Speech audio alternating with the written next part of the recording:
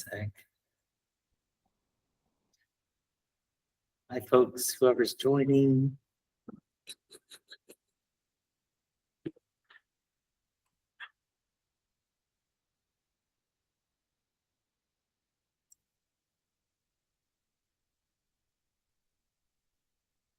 Hey everyone, thank you for joining. This is fun.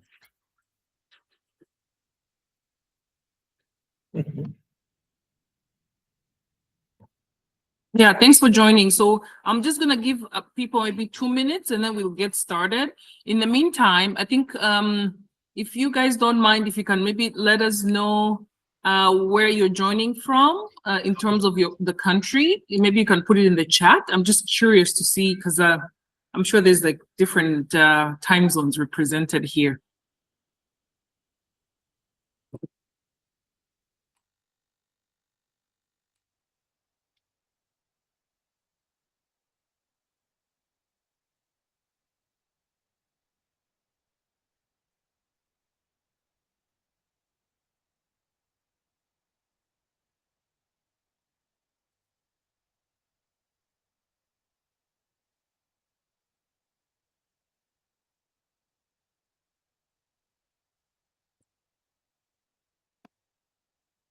All right, let's see. South Africa, Korea, Mark in Bali. Oh, Mauritius. Very nice. I love it. It's like the entire globe is represented.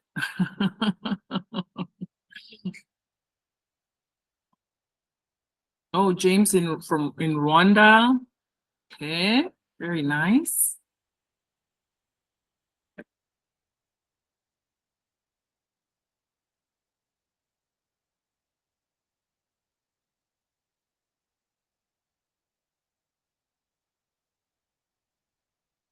Awesome, awesome. Oh, Nigeria as well. Wow. Very good.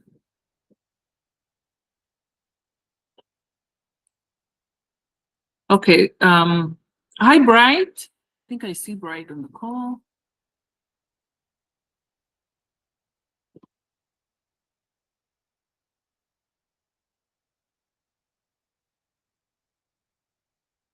Okay, so in the interest of time, I know there's many more people that are going to be joining. So in the interest of time, I'll get started. So let me share my screen and then we can get going. 1 moment.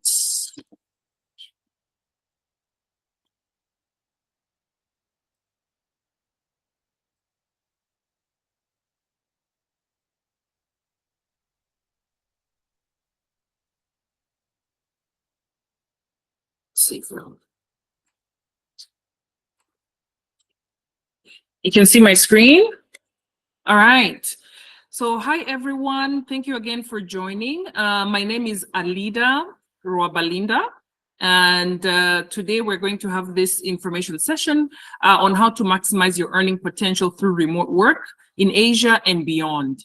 So just to give you a bit of a background about myself, I am originally from Rwanda. So I saw a few people here from Rwanda. But I have had the privilege of living in different parts of the world. I started my education career in Kenya and also in the US. And then I started working in insurance in the US and moved to Singapore. And after that, working mostly in insurance, financial services. And then I later moved to Indonesia. So I'm currently located in Bali, Indonesia.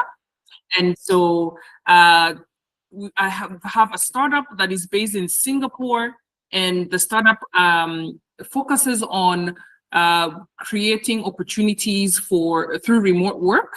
And we work with what we call undiscovered talent. And this is mostly talent that's in emerging markets, so Africa, Asia, and so many other places.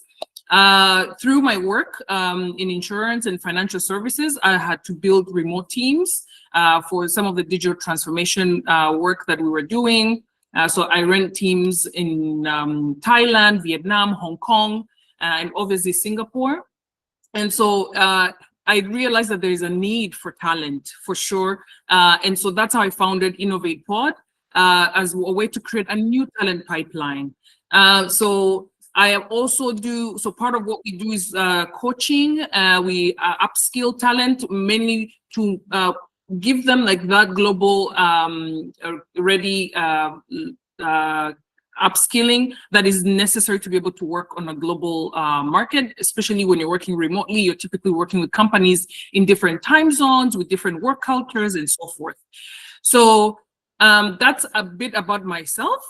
So the mission again for Innovate Pod is to transform the way the talent in emerging markets are able to unlock the earning potential and build wealth, right? And the vision we have is to empower 10,000 high earners by 2030 through global remote work and entrepreneurship. And the reason we also emphasize entrepreneurship is because, as we all know, when you're looking for jobs like salaried jobs or contract work, there's so much there's limitations on your earning potential. And so going through entrepreneurship is also one way to really expand your opportunities and be able to explore other pathways. And particularly for folks who are in Africa, I think this is an important step to consider, even when you're still young in your career journey. It's still important to consider this so that you're able to maximize and diversify your earning potential. So for today, we're going to break the discussion into 3 parts. So I'm going to spend the next couple minutes giving you more insights into what some of the learnings in the context of how things work when you're working remotely in Asia, as well as other markets from the work we've done in the last 2 years. And then we'll have a fireside chat with Mark Trevelyan. He's on the call in Bali as well, but all the way from Canada. And then lastly, we'll have a Q&A, and I'm looking forward to have a very interactive discussion with everybody. So if you have any questions, please feel free to put it in the chat so that we can address them one by one. Okay? All right, so about Innovate Pod. So what we do is we build and operationalize talent pools for startups, entrepreneurs, and remote native companies. So from our work, we've identified that there's a need for talent pools for engineering and product, digital marketing, data, and AI. And this may look mostly more geared towards tech, but most of there are different needs for different talent pools, even the ones that are non-tech. So maybe we can touch that with Mark, but definitely when you look at Asia, there's lots of advanced digital transformation push, especially driven by COVID. And having lived in the US, and I think Mark, you came from Canada, you may probably agree that most of the things you find in Asia that is even more advanced than what you would find in North America. And that speaks to the way the Asian markets are. So they're very forward-looking. Their intent is to leapfrog and really go and be the pioneers of a lot of the way things are done. And so this is why there's a huge potential that if you're based in Africa and you're looking for opportunities, this is one market or one region that you should consider for work. And it doesn't require you to relocate or move, just like Mark and I did. This was before COVID, different times. Now there's potential to work remotely. And so this is where we build and operationalize this talent pool so that you're able to connect with these companies and initiatives and projects that are available while doing it wherever you're located. So in terms of how we do the sourcing, this has been mostly through different mediums. So one path has been through partnerships with schools. So for example, for I think today's call, most of the people on the call are from the Africa Leadership University or either an alumni or a current student there. So that's one way where we want to make sure that we are identifying high caliber talent that we feel is able to match with the needs, the talent needs, the skill needs that are necessary to be able to work with the different companies in the region. And the other way is we do source openly. So we do, source talent from social media and so forth. But in terms of the different talent, we also look at the talent in diaspora. So there are people who've gone to study abroad as international students, and they're probably looking to go back home, but they're still keen to work in like a global work culture. And then in terms of like expert level, we do cover all types of experts from junior level all the way to, experienced and even seasoned folks. And you will see that there is different types of work that you can do based on those levels. And so one of the other things that is good to highlight here is when we're looking at designing the talent pools, the intent is to diversify them so that to make sure that we are creating that international ecosystem so that there's some cross-pollination, and you're able to, as a talent, you can benefit from working with different teams. So far from the talent that we've been able to pull together, we have about 100 talents in our ecosystem. We do have like what we're calling a digital marketing hub. So different hubs that we've identified based on the needs, right, from the client. So there's a digital marketing, and most of the talent right now, we're sourcing them from Rwanda. And these are folks that are doing like social media, community management, virtual assistant, and so forth. Then there's the engineering and product hubs. Here, again, there's like different sources, Kenya being one of them, Nigeria, Mauritius, and Rwanda. Again, this is also mainly driven by some of the schools that we're partnering up with and where they have their campuses and their, their alumni communities. And then on the data and AI hub, this is mostly we've been sourcing from the diaspora. So these are the folks who've gone and did their further studies, whether it's master's degrees, and they really have specializations in like machine learning and a few other things. And then there's also this demand for lead generation. So there are companies that are looking for people for support on creating funnels and generating leads. Ethiopia has also been a very strong source for that type of talent. And then we have the fifth bucket for Africa Market Entry Hub. So this is mainly for companies that are already in existence outside of Africa, but they are interested to enter Africa in one or another, either through scaling their existing product portfolio or creating new products for the market. And so they need local expertise that can help them with coming into the market. So this is also, again, this is mostly driven by the demand for the client. So most of the companies are essentially looking to either go to the West African market segments or East Africa, and that's where the talent hub comes from. So in terms of the vetting, so our intent is to make sure that we are guaranteeing the quality of the work. So for most of this, the initiatives that we are able to be paired with, it's important that we match things like work culture. There's language consideration. Obviously, there's the technical skills or the hard skills, business acumen, digital skills, and most importantly, soft skills. Right. And we'll talk more about this, in the fireside chat with Mark. But one of the key learnings we discovered was, in Asia, there's lots of talent pools. You're probably familiar with India, right? Most companies, especially companies in the US and Europe, they tend to outsource to India.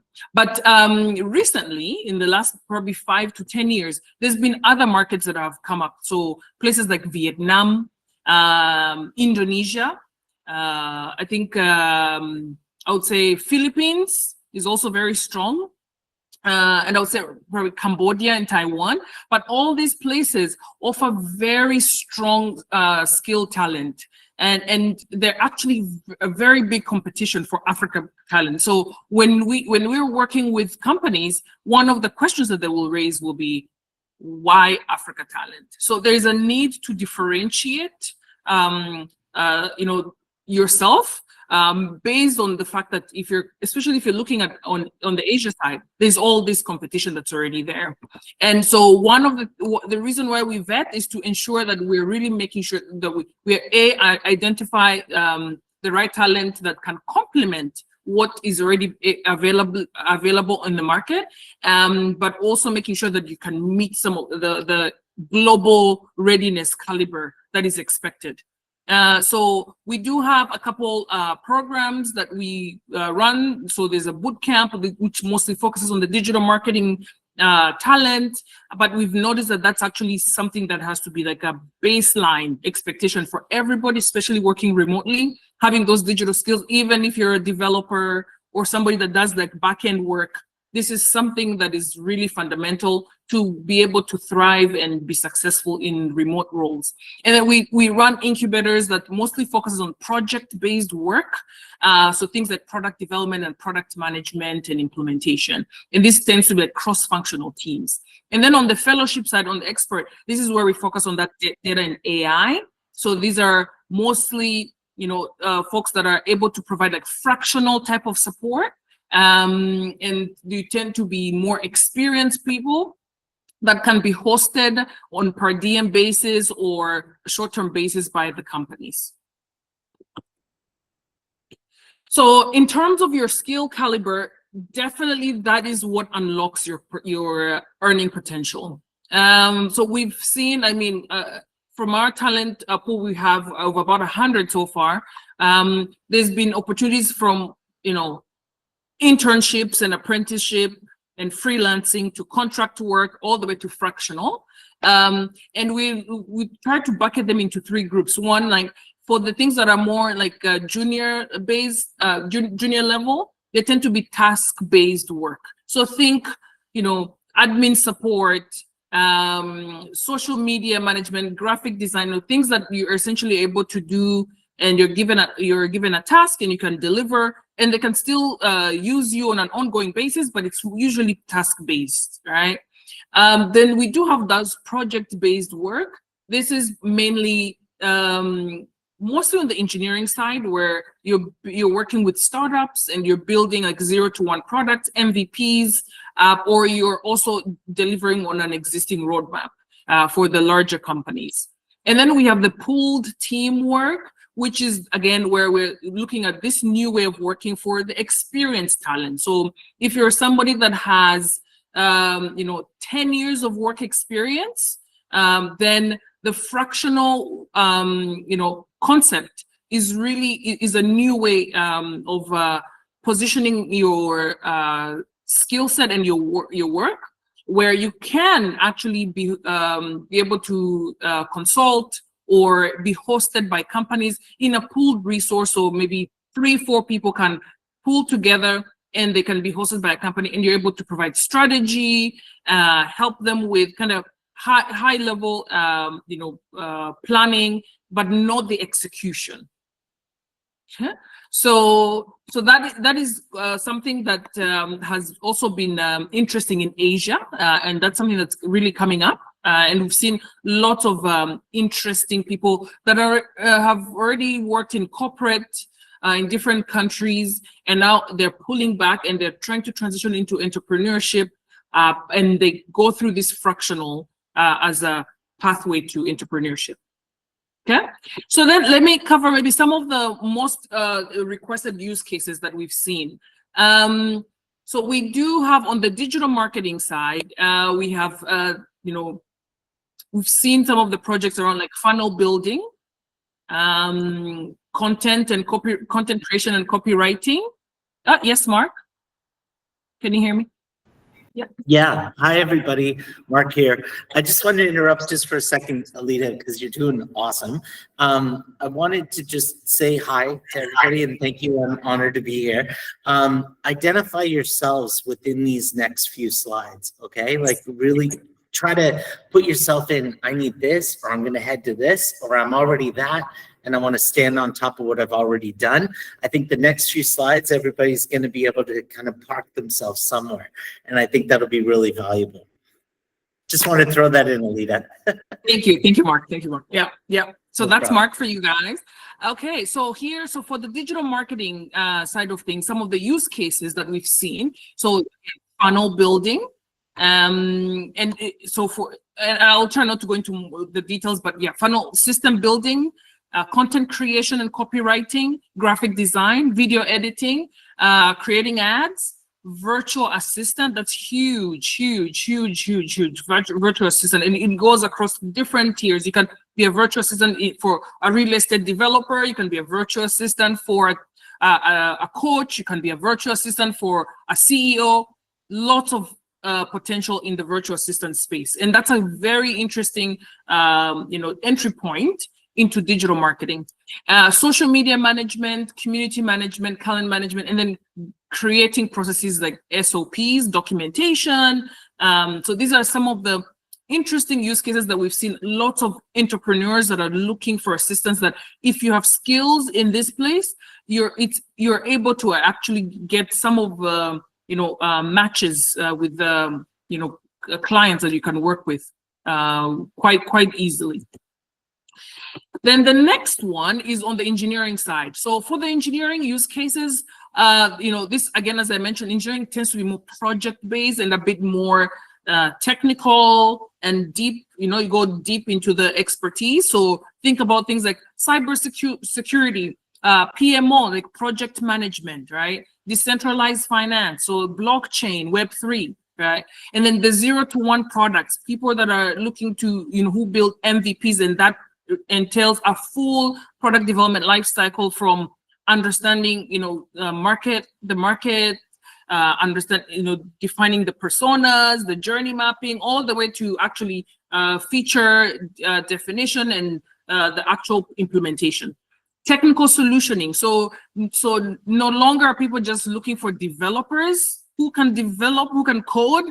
They want people who actually can take on the responsibilities of solutioning, making technical decisions and building the technical architecture, designing it, and making those recommendations. So putting on the hat of the entrepreneur or the project owner, so that you can help them lead that project. So there's now no longer are developers really expected to do the most of the coding, because AI can do lots of that, all right? So now it's, how do you differentiate yourself so that you can be able to stand out and still be able to add value? Product development, coding with AI, as I just mentioned, then QA testing, right? This is also very useful, where you're able to understand the user experience and be able to ensure that it's working as expected. And then UI UX design. Okay.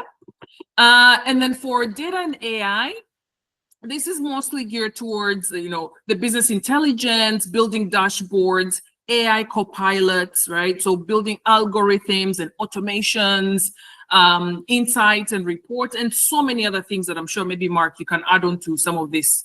Mark, any other use cases, Mark, that you've seen on your end? I would say right now, in terms of the data and AI, is the integration part of it is much more a gathering exercise, rather than like the disparate access points to the databases that have all the information. So you really have to listen to what the business needs to decide. Yes, no, left, right, that kind of stuff. And I would add low code, no code, probably to the previous slide. This one also too. I think that data and AI are data analytics and all of that kind of KM stuff. Knowledge management is super important. And the more you can get into answering questions for the client or for the business is huge. And this stuff speaks to it, but you have to think like a business person, like who's challenged with their, their IT investment so far. It's going to come out. You'll find all of that in here. So thanks, Alita. All right, thank you. All right. So then other use cases, again, high level, just to give you maybe more context in terms of like for where we're building teams and where we find like those team models are effective. It's obviously for early stage startups. So we do collaborate with some of the startup accelerators like Antler, Techstars, Founder Institute, and a few others, where they're actually looking for talent to help to work with the founders that are going through the cohorts to build their MVPs. So, and they really find like the talent that we provide to be very effective in different ways, especially for people that are, for people who are really, forward thinking, and you're able to kind of provide value for these founders that are really building like their, $1 million products. Complex tech projects. So when we find like multinationals, there's lots of companies in Asia that are maybe US based or Europe based, headquartered, but they have operations in Asia. Mostly like banks, insurance companies, fintechs. And so many other across multiple industries. They tend to have huge roadmaps that span like multiple years. And so with those, they create different squads, and they like to spread their teams across different time zones just for efficiency. So typically, you find like the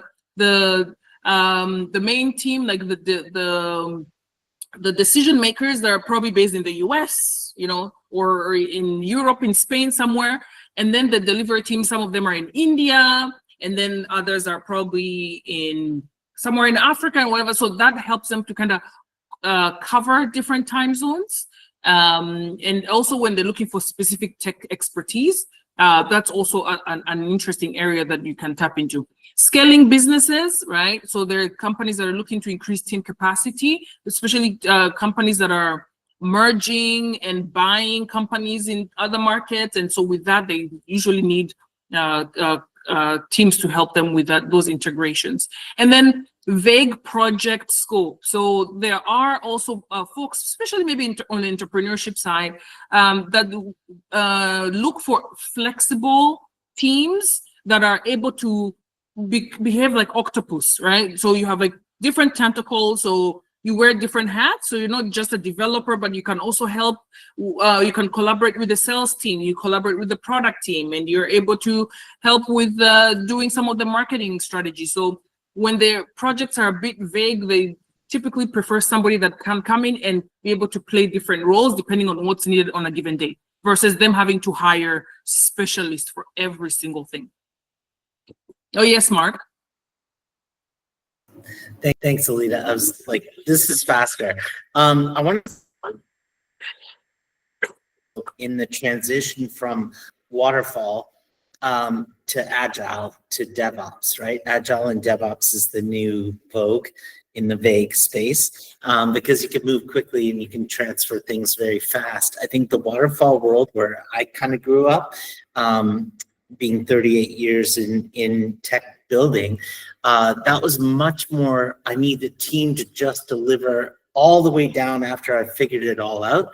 I think this one's a really exciting area where you don't know what you don't know yet, and you want to find out very quickly. I like the octopus idea, but it's like, I'm going to throw, sort of all my marbles around, and wherever they pool, that's where I'm going to head. The answers aren't always back at the center or back at headquarters, right? The answers are out here. What the market needs, how fast we need to move, how fast we can pivot and change. I think that's a really good place to hang a hat on being flexible. So I just want to mention waterfall, where everything was just delivered at the end of the day. You need 100 lines of code to do this one little tiny module. In like when I was working with outsourced teams in India and things like that 10, 15, 25 years ago, we had to tell them exactly what we needed. And right now it's much more of a try, spray, hope you can figure it all out together. So it's a cool hat to wear at this point. It's a great opportunity. Yeah, that's a great point, Mark. And I would say, same experience for me when I was working in the US. It was interesting because it tended to be very waterfall, and we would, spend 6 months, trying to strategize So and boring. figure out what we need to get done and everything. And then, by the time we're launching the products, it's probably a year, right? Yeah. But then when I moved to Singapore, it was very fascinating. Within 1 year, we were able to design, develop, launch, and kill the products twice in 1 year, right? Yeah, So the things that takes 12 months in the US, in Asia, they're very agile. So they do things very fast and in small chunks. And so that's a very good point that you mentioned. So if you're looking to work in Asia, you definitely have to think agile. Whereas like for these like more traditional markets like US and Europe, they're probably going to be waterfall, where it'll kind of be very slow and very siloed. But here in Asia, things are very collaborative and very agile. Great point. Okay, so let me share maybe a few stories about some of the talents that we've been able to work with in the last 2 years. So here we have Songa Rene. He's actually from Rwanda, and Songa studied computer science. Yes, he was a computer science major in a university in Rwanda, and when he joined one of our upskilling programs, he was then able to really we were able to identify his skill caliber, and at the same time we matched him with a startup that was going through their accelerator program from at the Founder Institute Accelerator in Singapore. So this was an HR analytics startup, and when he went in, initially they wanted him as a developer. So they reached out and they said, hey, do you have any developers? And we said, oh yeah, for sure. And they were looking for the specific things. So they either asked whether you have, a specific framework like .NET, or how to code in Java, whatever, the typical job description. But when he joined, he realized that he had to start from scratch. So there was nothing that was already built. So he ended up actually recommending them to change the framework that they were going to build in, and he essentially became their tech lead. All right, which was quite an interesting experience for him, because having just graduated from university and being able to go through a program where we were really thinking like an entrepreneur, he was able to go and become a tech lead, and he's, even as we speak, is still currently working with them. And they've been able to launch their products and test them, and he really is able to understand when he's talking to the CEOs, and he can understand where they're coming from. So while he's more of a coder and a solutioning engineer, he still has to understand when they have planned for demos with potential clients and partners, that when he's prioritizing his solutioning, it has to kind of match with what the business goals are. So it's really interesting how, coming from just a pure coding background, and now he's combining his technical skills, his soft skills, being able to work remotely, but also being able to understand the business context within the market that he's building, because they're building for Asia in Singapore. Okay, so and then we've also had a few other teams that have also been deployed with other startups, also in Singapore. And these teams are also based in Rwanda, again, mainly because the initial teams that we started with were in Rwanda, and they also helped to build some of the MVP products. We've had, on the digital marketing side, we deployed about 21 talents in May of this year, and all these guys were working with a mix of startups and entrepreneurs across different time zones. So we had there were some who were working with companies in Mexico, in Zimbabwe, Indonesia, Estonia, Spain, and they were helping across different things, from like the traditional admin support, but also like the content creation, graphic design, and so forth. So this is just kind of to share with you some of the opportunities that are available. And these are all folks that are more on the junior side that recently graduated from school, but they have been able to start working remotely. Okay, and these are some of the companies and clients that they've worked with. So let me maybe jump into this chat with Mark. I think you guys have already heard from him, but Mark, is joining us from Bali, Indonesia, but he's originally from Canada. And he has had a very interesting, career, 35 years as a tech leader. And he's done everything you can imagine, right? From blockchain to platform development, strategic planning, working with other CTOs. So he really knows, what it takes to, build teams and what it takes to navigate a career. Whether it's, especially across different places, whether it's in North America or in Asia. He's the current CTO of 10, which is a company that's based in Indonesia, and they're providing IT and tech services for businesses in Asia Pacific. He's also a technical advisor and hackathon coach. We actually met, we were both mentors for a hackathon in Bali, Indonesia, which was quite interesting. And we learned so much just seeing the caliber of the talent that's in Indonesia. And that's one of the things I always appreciate, being able to provide access to, the talent that's in Africa and being able to be part of that international ecosystem. And you're able to kind of cross-pollinate and learn and be able to expand your network as well. He's worked in Canada, New York City, Germany, Singapore, and now in Indonesia. So Mark, thank you for joining us. So I guess I'm hoping that we can have maybe a chat and people, sure. I think, can start to maybe, I don't know if there's any questions in the chat yet. I haven't seen any. Okay. But good engagement so far, everybody. Thank you. Thanks, Alita. I'm so chuffed to be here. I really, we hit it off so well on Friday morning, that thing. It was a excellent hackathon team. Was about sustainability in action, not about just like spending time talking about sustainability.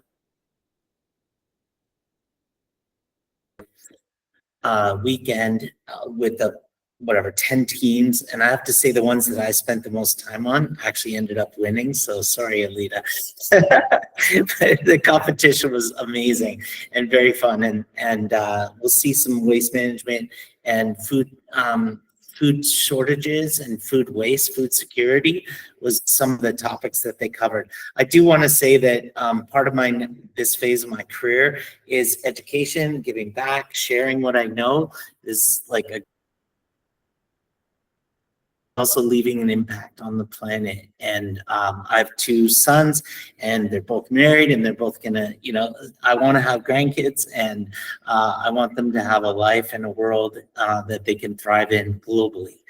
I just want to give a quick shout out to FX Sampira. He's on this call with like zero notice. I just said an old friend from probably 10 years ago, we worked together in Toronto to do a microfinancing app for Uganda. And absolutely amazing man, very much a mentor to anyone here. So everybody right click on his name and chat him directly or something like that and reach out to him because he's great. I want to just say thanks again. I'm totally going to leave it up to you to drive the information or drive the conversation today, Alita, but I do want to just drop a couple of things on the team and everybody here, is that I've worked for many, many large organizations, and I've been a part of about 20 startups, I would say. I've exited 2 of them so far. I have 5 live projects in the world in blockchain space. 3 of them have AI components. Some of them are say that they're AI, but so there's a little bit of that. I could smell the difference. In that experience, I worked with McKinsey & Company in a management consulting role, and then PricewaterhouseCoopers, like in the accounting space. I was the head of innovation and business transformation. I had 7 developers directly underneath me, And then we kind of expanded and did a big, huge outsourcing gig to make that work. But when I asked them in 2016, what kind of blockchain projects are we going to do? What kind of AI threat do you see? In 2016, I was already thinking about that. And I heard like really loud cricket noises. Like not only do they not understand it, but they were very cautious and probably very well should be afraid of the future of this stuff. So helping small businesses, helping big businesses, and available, as to all of you as a mentor or someone to reach out to me, and Alita will share that opportunity later. And I think, I don't know, I'm just really excited. I hope you can tell. Yeah, thanks, Mark. So yeah, no, this is very interesting, and I guess maybe I'll have maybe a quick conversation with you, and then I think we can open it up for the audience, with questions. Sure. So I think based on your experience, right, like working in tech across the different markets, I think it'll be interesting for you maybe to share maybe a quick comparison between like what you've seen, in terms of the talent needs in Asia compared to North America, right? So for me, when I think about especially for the Africa-based talent, like the ones we have on the call, right? There's Sure. so many different things that are going for them, right? Obviously, they have the hard skills, the technical skills, and you don't have to work to be from tech or STEM background. But there are other things that are typically important when you're working across different markets. So maybe you can highlight a few things that you've seen, just for people who are on the call to consider, because as you're thinking about, they're thinking about their earning potential. There's lots of competition out here, and so what's the best way for them to stand out? Awesome. Can I just make a quick request to take my face off of this meeting so we can actually just talk to each other? Oh yeah. No, it's fine. Anyway, I'm typical. Okay, so to your question, that globally there are, I'd say there's kind of pendulums or waves. You could think of the wave aspect of this. To India was a really big thing. I set up a call center in 1999 in the middle of India. Back then, I think so if you think of those phases of where they're going and where people are, and then the talent that they're expecting at that point, I think you're at I would say the whole African talent pool is at a great inflection point where you can actually get so much more skill and experience in things that are moving so bloody quickly. Is that in the AI space, at the very least, is moving so bloody fast that anybody with 1 year's experience or 0 years experience, when they raise their hand and say, I'm an AI person, prompt engineer, and someone who can use AI to accelerate your business growth, that person is as valuable as a 20-year Ruby vet, Ruby on Rails or something Python based. And the things that are taking off, I think you have an absolute opportunity to redirect where your learning is and where your focus is and how you sell yourself, how you market yourself. That leap is another leap. We'll talk about leapfrogs a couple of times here this evening, I hope, or this morning, whatever time it is where you are today, that you have an opportunity right now, everyone on this call. Thank you for being here, and you're smart because you're going to be able to leapfrog some of these old talent things that are getting a certain amount of money on the earnings potential side. That is great, fine, perfect, sort of 5-figure annual salaries, no problem. But if you want to get up into that 6, 7, we'll talk about that a little bit later too. You have a great opportunity in where you are at the moment, graduating 2, 3, 4, 5, 6, 10 years experience. You can put yourself out there. I think perception right now is something we're going to have to work on. And I think I want to approach my client base who are asking for 10 people with this talent and 17, I need 17 people that all know this or that have worked together and delivered a solution. When I look at that, I'm not, this is me and Alita really literally talking side by side, because we do talk like this to each other. I'm not sure where to go and how to prove that. I think that we are at an inflection point where everybody can raise their hand and say they're an AI expert. I'm not saying do that. I'm saying if that's something that you want to do and you're capable of doing it, you will have a higher chance to make more money. Let's put it that way. Your earnings opportunities are like that. When I think of like Manila, the Philippines, and virtual assistants and things like that for the last 20 years, that's kind of, I'm not going to say it's done, but there are lots of people that are understanding the whole virtual assistant world more than there were 5 years ago or 10 years ago when I got my first virtual assistant.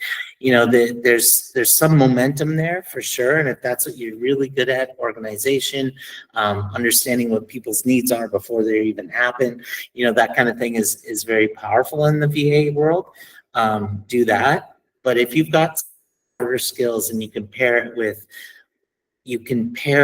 with going to like a European company. A lot about, I've lived in Frankfurt for 7 years of my life. I know what the talent is in terms of local people and how expensive they are to employ and to do things. This is a ripe opportunity. I'm probably doing more work now for Dutch companies because we're in Indonesia and there's like an echo of the independence in the 60s or whatever. There's an echo of relationships with the sort of bigger startups and companies from native to Indonesia. So very interesting time to get in. The Netherlands doesn't care where my team is. I want to put that hat on for a second too, and make sure you guys can hear that excitement that I have with pairing with Alita and getting this talent upskill proven. It's a really huge opportunity for us. And you're already here. So good job. I don't know if I answered your question. That's interesting. Yeah. No, definitely. Yeah. So I think anybody has questions, please put them in the chat if you have any question, and we'll address them. But in the meantime, Mark, so that's interesting insight. So obviously, most people who are on the call here have the hard skills, right? But I think it's also important to highlight the importance of soft skills, especially when you're working remotely, right? So how do you see that being a game changer for people that are looking to work remotely? You're not looking to migrate or go to another, you're just looking for this opportunity. So how does the soft skills make people really stand out? If I already have that AI skill, I already have the other hard skills and everything, how do you see the soft skills playing a role?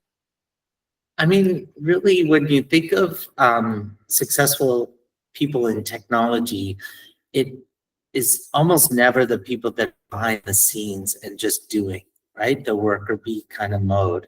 The idea is that your ability to understand the context of where you are, and it depends on the project, it depends on the product and the company and the country of who you're interacting with. But if I could drop a bit of, sort of logic and or experience, fitting into a bigger project and a bigger goal for the company is always going to be extremely powerful.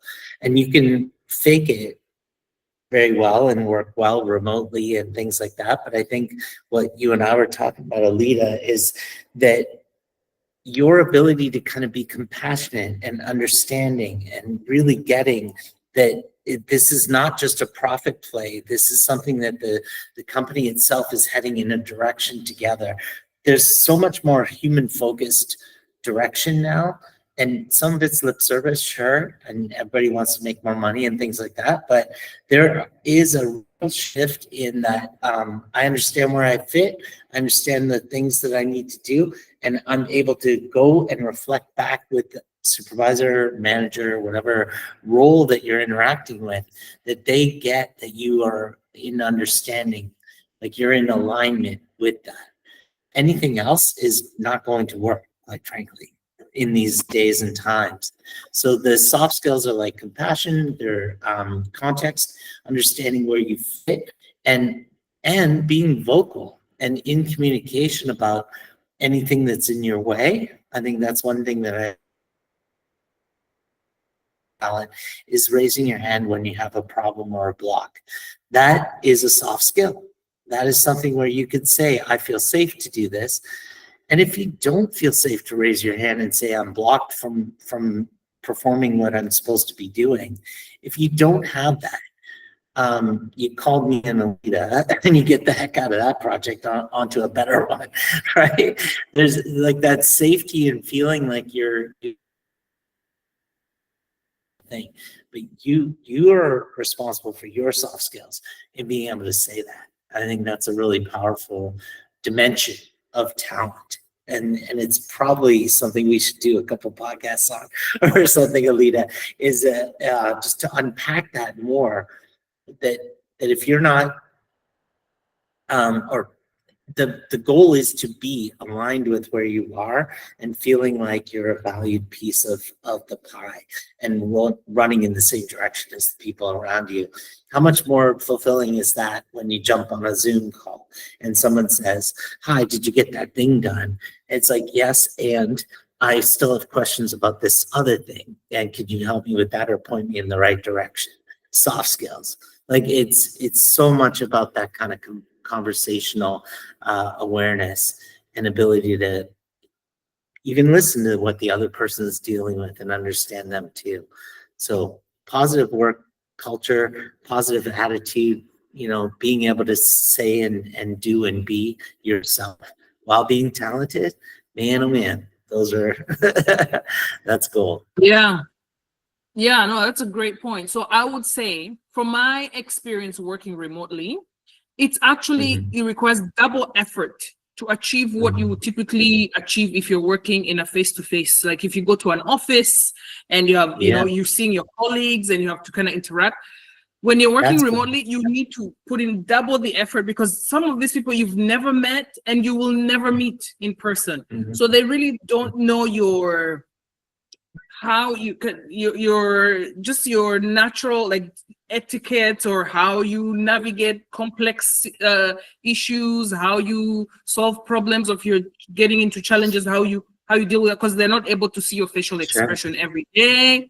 So it's very small things about being creative in terms of how you're collaborating remotely, right? And that is something that really goes a long way. And most companies that we've worked with, that is something that they really call out for the talents in terms of whether they want to work with them long term or not, is purely mostly the soft skills, not even the hard, because hard skills you can be trained, you can be, but having that digital etiquette, knowing how to communicate. So if you're sick and you're not available, don't assume people, if you're in an office, typically people would realize you did not show up to work. But if you're offline, nobody really knows that you're sick, right? Or you had an emergency or whatever. You have to really proactively communicate. So it's it takes more effort. And those are the soft skills that are really crucial to be successful when you're working remotely. Awesome. Very good. Yeah. Agreed. Yeah, I think communication over communication and your ability to use tools the way they're designed. So like Slack and Asana and Jira and all of that, like your ability to leverage those things as powerful tools to demonstrate progress, raise your hand on questions or issues that you're stuck with and getting your answer, especially with like a cross time zone issues. If you're doing the overnight thing, like typically we're about 12 hours from Eastern time zone. So it's a real pain to do any work in the Toronto, New York corridor. It just doesn't work. It's 9 a.m. is 9 p.m. and 5 a.m. is 5 p.m., that kind of stuff. So if you've got that, that's a soft skill as well, is empowering yourself, being in that cross time zone world, and just our network hat on, right? Put that on. So really good. Yeah, Oh, and I think the beauty of the talent that's based in Africa, they're right in the middle, right? So like they're the same time zone with Europe, excellent. with Asia, it's like a 6-hour difference. Like you're 6 hours behind. With the US, you're 6 hours ahead. So you can literally cut across and work with people from all time zones. And Middle East, I'm seriously more and more East. talking to the Middle That's right. East about what they're doing now. There's some monsters. Yeah. So okay. So let me see. There's a few questions here. Let's see if we will take. I think it looks like somebody asked. FX asked. Okay, so for many incubators and investors demand traction reflected in sales revenue. How do you gain that if you're working on a proprietary technology or a prototype that needs further development? So the interesting thing for the talent, when we match them with the companies, with those programs, they're not going in as the founders. They're essentially in the back. They're essentially the ones that enabling the founders. So the founders are the ones who kind of answer those questions to the investors and the incubators. Yeah, go ahead, Mark. No, I would just add that if you've got a chance to be working on an MVP, there are a lot of founders that will never have a version 1 of what they're trying to build. It's never okay. It's never enough. So as you have and grow your influence on product design or product ownership, the minimum viable product. Oh man, we only have a couple minutes left. The minimum viable product is not what. Don't ask the founder that. Ask the people that are buying the product. So get it out, get anything out to people and get it on sale, and you'll get that traction. The thing is not to ever ask a founder those questions. It's to ask the workers, what can we get done right now to have this launch on Friday? So next steps for us, we're going to talk about that, Alita. Number 3 from memory, let me just grab it real quick.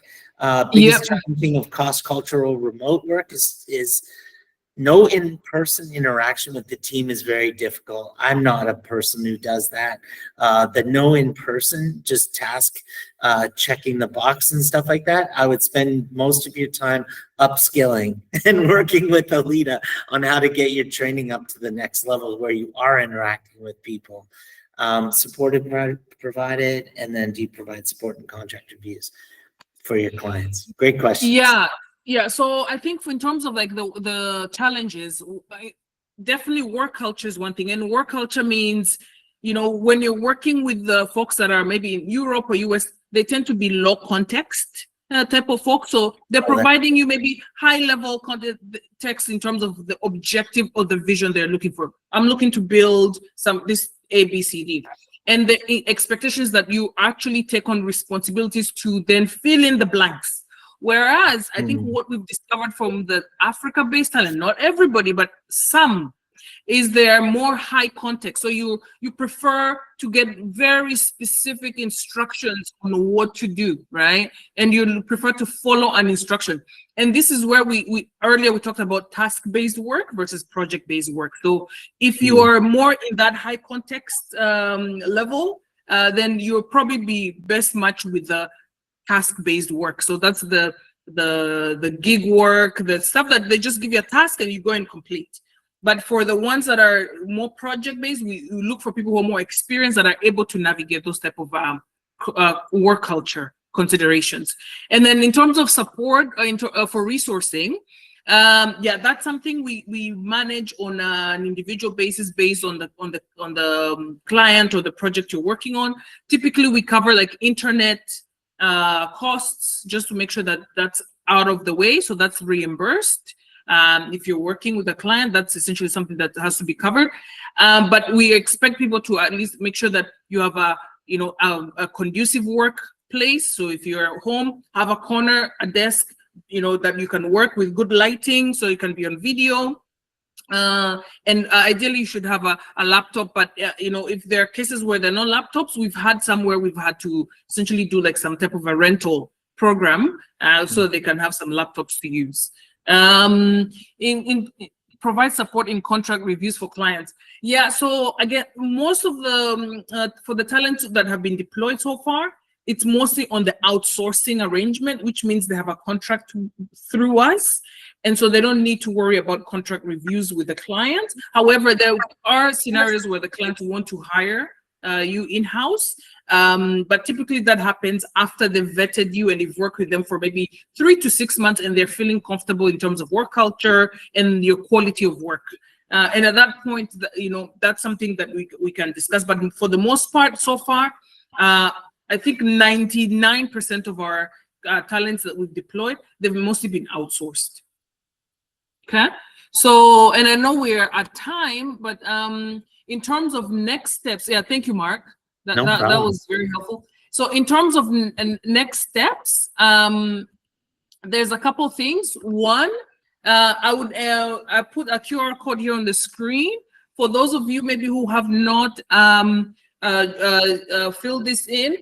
Please complete this application. This is where an incubator where we essentially do the global readiness incubator for those that are going to be deployed. With, you know, one of the things that we promise the companies is the vetting part to ensure that you're matching the caliber. And so this is a place where we actually go through different things, from understanding your career path, you know, really seeing where your levels are at, focusing on your earning potential, right? So it's not just work, but you need to say, what is your aspiration in terms of your earning potential? What are you looking to earn? Are you looking to earn what, 5 figures, 6 figures, 7 figures?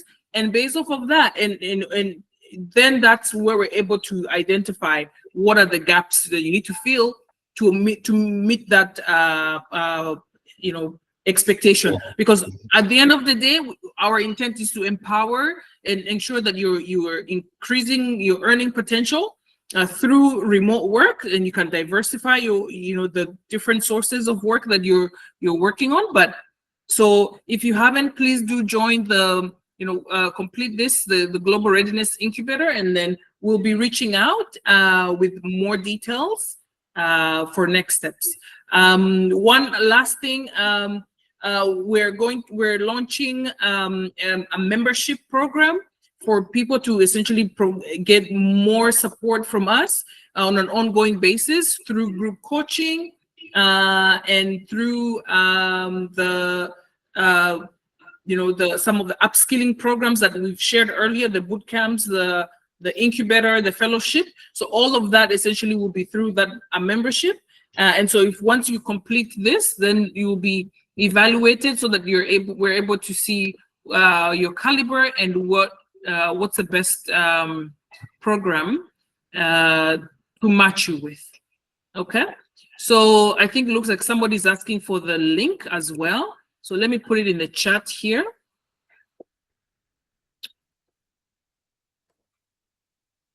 I'm filling it out. It's pretty fun. You did. Oh, it looks okay. Thank you. Somebody already put it. Okay, you're filling it out. Okay. Yeah, so any other questions from anybody? Any last minute question?